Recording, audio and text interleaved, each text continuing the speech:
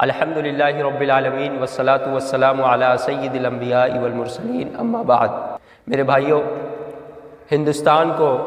انگریزوں کی غلامی کے تقریباً 150 سال ہو چکے ہیں، اور 150 سال انگریزوں کے ہاتھوں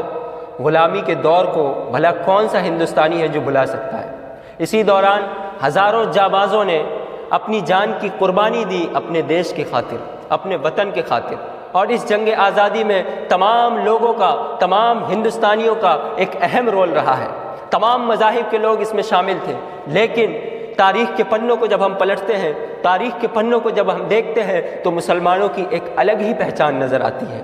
میرے بھائیوں، مسلمانوں کے خون سے ہندوستان کی ہسٹری اور ہندوستان کی تاریخ لکھی گئی ہے۔ پاپولیشن کے حساب سے مسلمان بھلے ہی کم ہوں، لیکن انہوں نے آزادی کی لڑائی میں بڑھ چڑھ کر حصہ لیا، اور حصہ ہی نہیں لیا بلکہ اپنی جانوں کو قربان کر دیا، اپنے آپ کو جیل کی سلاخوں کے پیچھے ڈال دیا، اپنے آپ کو کالے پانی کی سزاؤں میں ڈال دیا، لیکن اپنے وطن کے اوپر، اپنے دیش کے اوپر، اپنے ملک کے اوپر ایک چھوٹی سی آنچ تک نہیں آنے دی۔ اور یہ میں نہیں کہہ رہا، بلکہ ایک ہندو مشہور اینکر وشنو سنگھ نے کہا تھا، تبھی تو بسمل جی نے کہا تھا کہ اے شہید ملک و ملت، اے شہید ملک و ملت، میں تیرے اوپر نثار، اے شہید ملک و ملت میں تیرے اوپر نثار، لے تیری ہمت کے چرچے غیروں کی محفل میں ہے، لے تیری ہمت کے چرچے غیروں کی محفل میں ہے۔ اور آپ کو بتا دوں کہ دلی کے انڈیا گیٹ پر 95,300 فریڈم فائٹرز اور مجاہدین آزادی کے نام لکھے ہوئے ہیں، اور ان میں سے 61,945 لوگ مسلمان ہیں۔ اس کا مطلب یہ ہے کہ ہندوستان کی لڑائی میں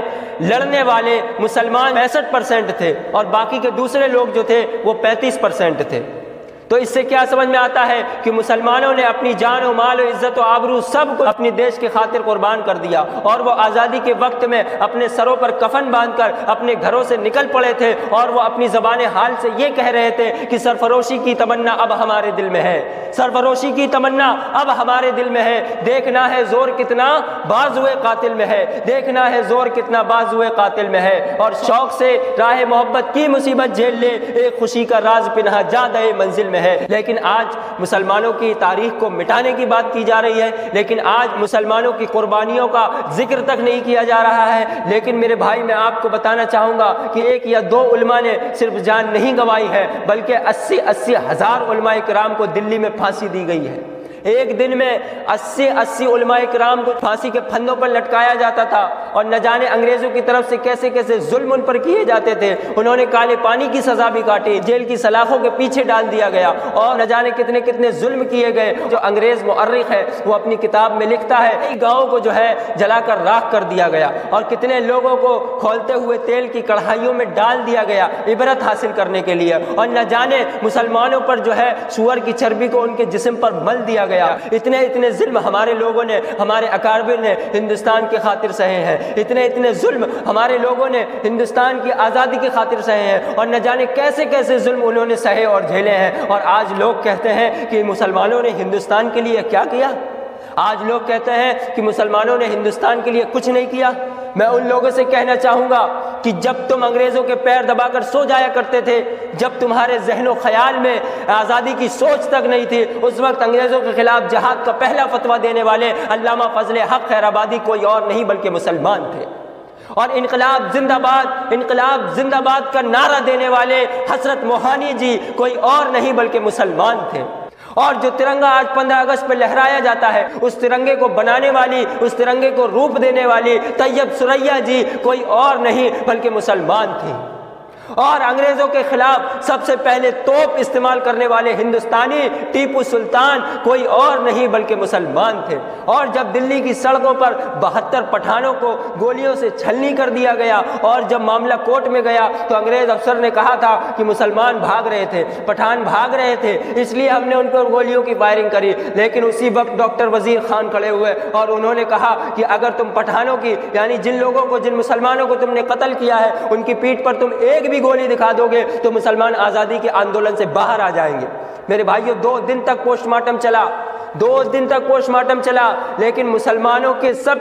کے سینوں پر گولیاں لگی ہوئی تھی، کسی کی بھی پیٹھ پر ایک بھی گولی نہیں تھی۔ تھی۔ اس لوگوں کی قربانی کو بھلانے کی بات کی جا رہی ہے، ان لوگوں کی قربانی کو مٹانے کی بات کی جا رہی ہے۔ میرے بھائیوں، صفحہ دہر سے باطل کو مٹایا ہم نے، صفحہ دہر سے باطل کو مٹایا ہم نے، اور نوع انسان کو غلامی سے چھڑایا ہم نے، اور دشت تو دشت ہے دریا بھی نہ چھوڑے ہم نے، بحر ظلمات میں دوڑا دیے گھوڑے ہم نے۔ اور آج یہ کہتے ہیں کہ مسلمانوں نے ہندوستان کے لیے کیا کیا؟ میں ان لوگوں سے کہنا چاہوں گا کہ اتنی قربانیاں دی ہیں، اتنی قربانیاں دی ہیں کہ جن کو آپ بھلا نہیں سکتے، اور آج یہ کہہ رہے ہو کہ مسلمانوں نے دیش کے لیے کیا کیا۔ اس کے لیے میں ایک شعر کہنا چاہوں گا کہ جب پڑا وقت خون ہم نے دیا، اور جب بہار آئی ہے تو کہتے ہو تیرا کام نہیں ہے۔ اور میرے بھائیوں، میں آپ کو بتا دوں، جب انگریز ہندوستان پر پوری طریقے سے قابض ہو گئے اور اس وقت جو ہے طرح طرح کے ظلم کرنے لگے، طرح طرح کی سزائیں لوگوں کو دینے لگے، اور الٹے سیدھے ظلم کرنے لگے، الٹے سیدھے قانون بنانے لگے، تو اس وقت علماء نے جو ہے ایک کمیٹی بٹھا لی اور انگریزوں کے خلاف جہاد کا فتویٰ دیا،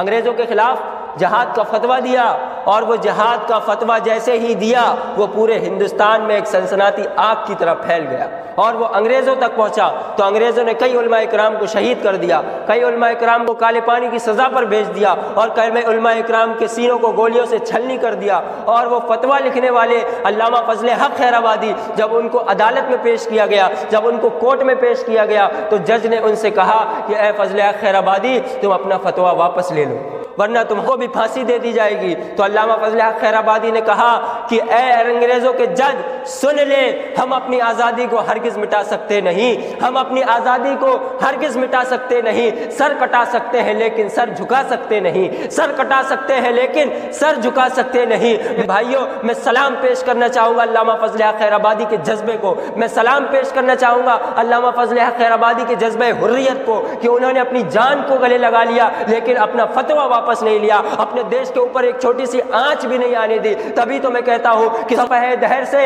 انگریزوں کو مٹایا ہم نے، انسان کو غلامی سے چھڑایا ہم نے، ارے دشت تو دشت ہے دریا بھی نہ چھوڑے ہم نے، بحر ظلمات میں دوڑا دیے گھوڑے ہم نے۔ آج ان کے نام کو مٹانے کی کوشش کی جا رہی ہے، آج ان کے نام کو تاریخ سے مسخ کرنے کی کوشش کی جا رہی ہے۔ تم علامہ فضل حق خیر آبادی کو کیسے بلا سکتے ہو؟ تم علامہ عنایت احمد کاکوروی کو کیسے بلا سکتے ہو؟ تم علامہ شاہ انور شاہ کشمیری کو کیسے بلا سکتے ہو؟ تم علامہ عبدالحق محدث دہلوی کو کیسے بلا سکتے ہو؟ تم مولانا حسرت موہانی جی کو کیسے بلا سکتے ہو؟ تم ڈاکٹر ابوالکلام آزاد کو کیسے بلا سکتے ہو؟ تم ڈاکٹر ذاکر حسین کو کیسے بلا سکتے ہو؟ میرے بھائیوں، اگر تم نے تاریخ کے صفحوں سے ان کے نام مٹا بھی دیے، لیکن ہندوستان کی زمین کی مٹی یہ گواہی دیتی ہے کہ انہوں نے ہمارے دیش کے لیے یہ قربانیاں دی ہیں، ہماری دیش کے لیے اپنی جانوں کو نذر کیا ہے، اور یہ مٹی ہمیشہ اس بات کی گواہی دیتی رہے گی کہ مسلمان بھی اس دیش کے ناگرک ہیں، اتنا ناگرک ہندو اس دیش کا ہے اتنا ہی ناگرک مسلمان بھی اس دیش کا ہے۔ لیکن افسوس کہ ان کے نام کو تاریخ سے مٹانے کی بات کی جا رہی ہے،